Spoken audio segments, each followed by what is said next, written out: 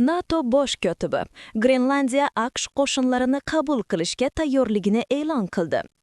7-yanvar kuni NATO bosh kotibi Mark Rutte Grenlandiya qo'shimcha AQSh qo'shinlarini joylashtirishga ochiq ekanligini bildirdi.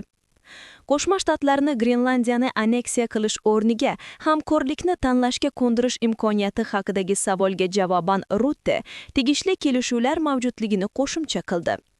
Xususan Grenlandiyaga kelsak, men bilamanki, muhokama u yerga qo'shimcha AQSh qo'shinlarini joylashtirish uchun to'liq ochiq.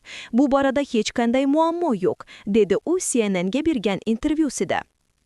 Bundan tashqari NATO bosh kotibi alyansning Arktika xavfsizlik masalalari bo'yicha yagona pozitsiyaga ega ekanligini va AQShning mintaqadagi ishtiroki oqlangan deb hisoblanishini ta'kidladi.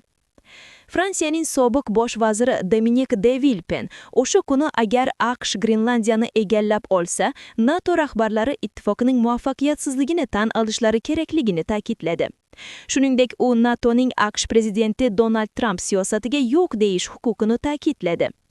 4-yanvar kuni Trump Yevropa ittifoqi AQShning Grenlandiyaga egalik qilishidan mudofaa nuqtai nazaridan foyda ko'rishini aytdi.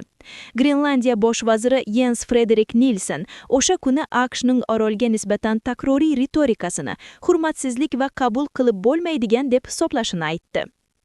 6-yanvar kuni Daniya, Polsha, Fransiya, Germaniya, Italiya, Ispaniya va Buyuk Britaniya rahbarlari qo'shma bayonotda o'z hududlarining kelajagini faqat Daniya va Grenlandiya hal qilishi kerakligini ta'kidladilar.